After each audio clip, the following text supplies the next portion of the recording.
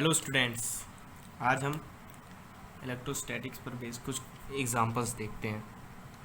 तो आइए हम पहला एग्जांपल देखते हैं।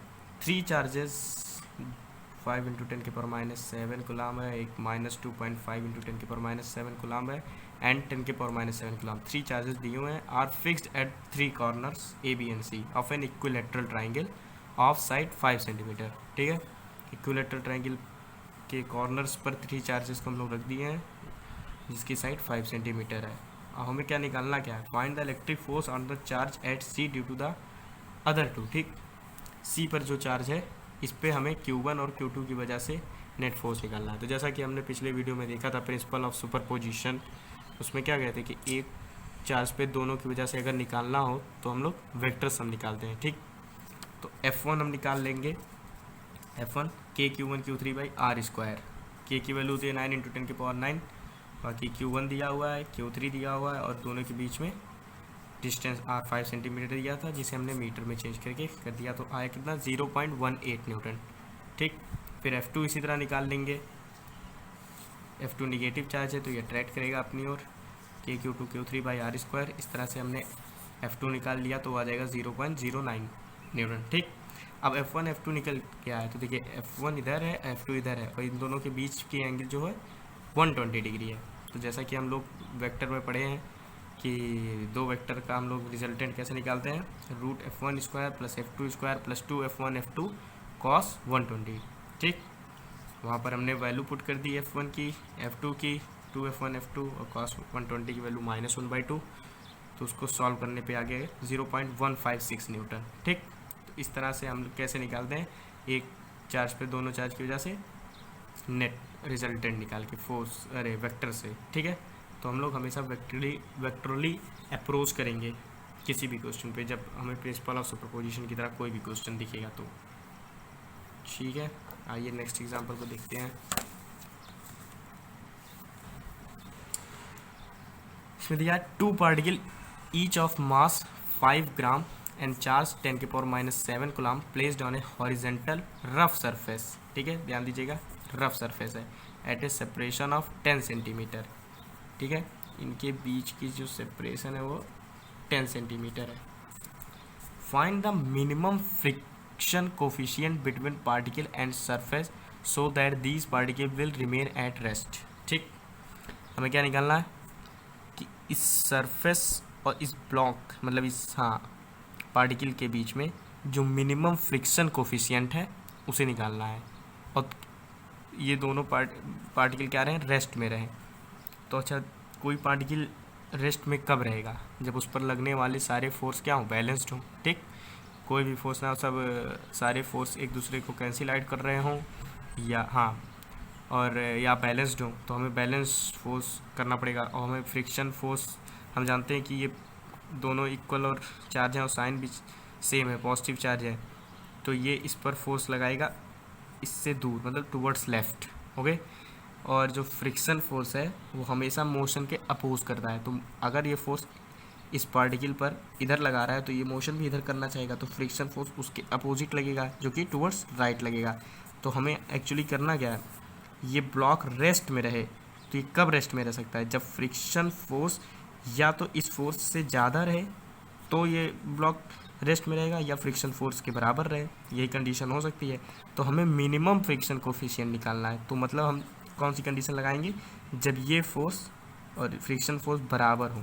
ठीक, तो particle will at rest when F is less than और equals to friction force.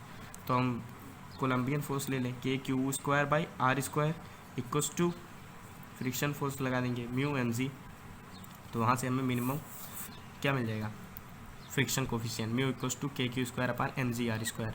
K की वैल्यू पुट कर दीजिए, चार्ज की वैल्यू पुट कर दीजिए, मास इसने दिया ये 5 इंटू 10⁻³ kg, जी की वैल्यू हम 10 रखेंगे और आर हम दोनों के बीच की डिस्टेंस दी थी 10 सेंटीमीटर। यहाँ से हमें मिनिमम फ्रिक्शन कोफिशिएंट मिल जाएगा। ठीक है, तो ये ध्यान रखिएगा, कभी भी मिनिमम फ्रिक्शन कोफिशिएंट या इस तरह का कुछ भी क्वेश्चन है तो कि हमें रेस्ट पर रहे याद है, तो हमेशा हमें क्या देखना पड़ेगा कि हमें उस पर सारे फोर्स को बैलेंस करना पड़ेगा हमेशा। ठीक है, इस बात का ध्यान दीजिएगा। आइए नेक्स्ट क्वेश्चन देखते हैं।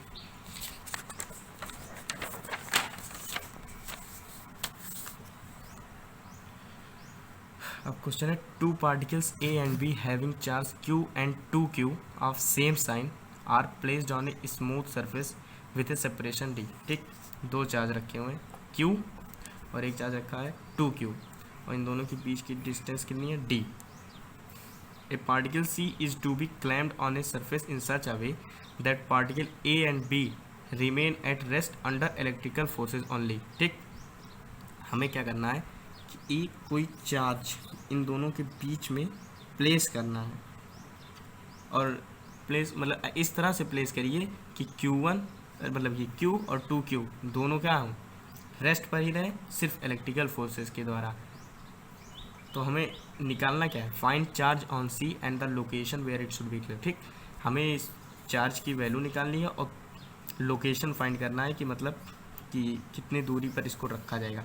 तो जाहिर सी बात है, आइए देखिए हमें पहले ये पता करना पड़ेगा कि चार्ज जो है उसकी साइन क्या होनी ज़रूरी है, नेगेटिव होगी कि पॉजिटिव। तो देखिए ये Q है पॉजिटिव, ये 2Q है पॉजिटिव, तो अगर ये हम बीच में पॉजिटिव रखेंगे तो ये जो 2Q इस Q पर लगाएगा वो इस तरफ फोर्स लगाएगा टूवर्ड्स लेफ्ट, और Q1 मान लेते हैं कोई फोर्स अगर हम कोई चार्ज हमने बीच में रखा तो अगर वो भी पॉजिटिव है तो वो भी टूवर्ड्स लेफ्ट ही लगाएगा, तो कभी बैलेंस हो ही नहीं पाएगा, तो ये रेस्ट में कभी रहेगा ही नहीं। क्यों, इसका मतलब क्या, हमें Q1 को निगेटिव लेना पड़ेगा क्योंकि 2Q तो हमेशा टूवर्ड्स लेफ्ट लगाएगा फोर्स, तो Q1 की कुछ ऐसी वैल्यू ली जाए जिससे वो टूवर्ड्स राइट फोर्स लगाए और इसके फोर्स को बैलेंस कर जाए, तभी ये Q रेस्ट में रह पाएगा। तो आइए देखिए सेम प्रोसेस हमें 2Q पे भी लगाना है। ये Q इसको हमेशा टूवर्ड्स राइट फोर्स लगाएगा, तो Q1 अगर निगेटिव रहेगा तो ये टूवर्ड्स लेफ्ट लगा के इस फोर्स को बैलेंस कर देगा और 2Q भी रेस्ट में रहेगा। और हम Q1 पे भी देख लेंगे, इक्विलिब्रियम में होने का मतलब यही होता है कि हर चार्ज रेस्ट में रहे। तो आइए हम इक्वेशन बैलेंस कर लेते हैं। F1 मान लेते हैं ये जो 2Q Q पर लगा रहा है, F2 मान लेते हैं ये Q1 इस Q पर लगा रहा है और F3 मान लेते हैं ये Q1 इस 2Q पे लगा रहा है। तो F1 क्या हो जाएगा KQ into 2Q by D square, फिर फोर्स इक्वल कर देते हैं क्योंकि हमें इसको रेस्ट में रखना है, तो F1 बराबर F2 कर देंगे, तो क्या हो जाएगा K into Q into 2Q upon D square equals to ये अब इस F2 K into Q into Q1 by X square. हम मान लेते हैं कि इस Q1 को A से x दूरी पर रखा गया तो ये D माइनस एक्स हो जाएगा।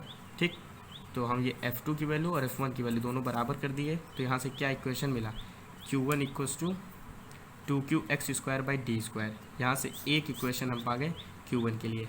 अब सेम प्रोसेस हम इस पे लगाएंगे, F1 को इक्वल करेंगे F3 के, F1 तो वही रहेगा KQ into 2Q by D square, तो F1 तो वही है। F3 क्या हो जाएगा KQ1 into 2Q upon d minus x square, d minus x का होल स्क्वायर। ठीक है, ये F1 इक्वल्स टू F3 हो गया। यहाँ से भी हमने Q1 की एक वैल्यू, यहाँ से भी एक हो जाएगा Q1 की वैल्यू क्या हो जाएगी, यहाँ से Q1 equals to Q d minus x का whole square upon D square. यहाँ से ये Q1 की वैल्यू हो गई।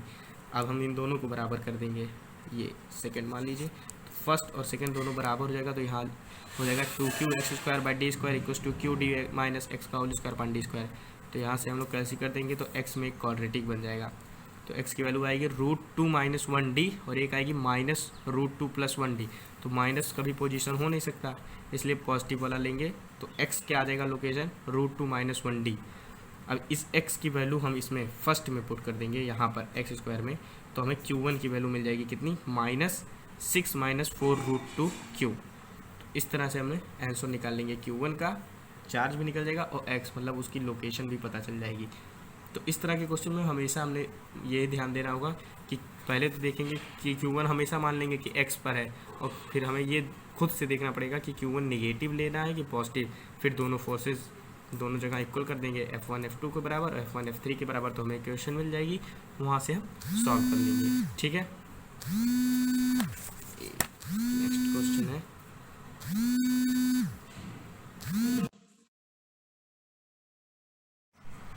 आइए नेक्स्ट एग्जांपल देखते हैं। Two identical pith balls are charge by rubbing against each other due to which are charge 2 × 10⁻⁸ coulomb is transferred. ठीक, मतलब क्या हो रहा है कि दो बॉल हैं, उन्हें रबिंग किए, उनमें चार्ज कितना ट्रांसफ़र हो गया 2 × 10⁻⁸ कूलम। एक पर ये दोनों चार्जेस हैं, एक पर प्लस क्यू आ गया होगा, एक पर माइनस क्यू हो जाएगा। ठीक, these are suspended from a horizontal ceiling through 2 strings of length 20 centimetre. ये किसी हॉरिजेंटल सीलिंग से सस्पेंडेड है और इन दोनों की जो स्ट्रिंग्स हैं उसकी स्ट्रिंग की लेंथ कितनी है, 20 सेंटीमीटर है। ठीक, और separation between suspension point is 5 centimetre, और इस सस्पेंशन पॉइंट का जो सेपरेशन है वो कितना है, 5 सेंटीमीटर है। और फिर and separation between the balls is 3 centimetre, लेकिन जो बॉल्स के बीच की सेपरेशन हो जा रही है बाद में वो 3 सेंटीमीटर हो जा रही है। Find the mass of each ball, हमें बस मास निकालना है। ठीक है, तो आइए देखिए क्या हो रहा है। यहाँ पर बॉल है प्लस क्यू माइनस क्यू, दोनों अपोजिट चार्ज हैं, तो दोनों क्या करेंगे, अट्रैक्ट करेंगे एक दूसरे को। तो अट्रैक्ट करने के बाद क्या होगा, ये 3 सेंटीमीटर पर आने के बाद इन पर जो फोर्स हो रहा होगा बैलेंस हो रहा होगा। लेकिन आप सोचिए कि यहाँ पर ये प्लस क्यू माइनस क्यू है, ठीक, तो कोलम्बियन फोर्स लग रहा है, तो ये जब 5 सेंटीमीटर की दूरी पर है तो ये एक दूसरे को अट्रैक्ट कर ले रही है, तो लेकिन 3 सेंटीमीटर पे आने के बाद क्यों नहीं अट्रैक्ट कर पा रही है, आखिर फोर्स बैलेंस कहाँ से हो रहा होगा। इसका मतलब कोई और फोर्स होगा जो इस कोलम्बियन फोर्स को बैलेंस कर रहा होगा, तो वो फोर्स है टेंशन। ठीक, टेंशन फोर्स इस पर लग रहा है यहाँ पर, जो कि इसको बैलेंस कर रहा है। ठीक, इस टेंशन फोर्स को हम लोग करेंगे क्या, रिजॉल्व करेंगे। तो जो टेंशन होगा यहाँ पर, मान लीजिए इसके बीच का एंगल थीटा है, तो यहाँ भी थीटा हो जाएगा, तो टी कॉस थीटा ऊपर लगेगा और T sine theta towards left लगेगा। तो टी कॉस थीटा किसको बैलेंस करेगा, एम जी को, और टी साइन थीटा किसको बैलेंस करेगा, F1 क्या है, कोलम्बियन फोर्स दोनों के। तो आइए इक्वेशन हम बना लेते हैं।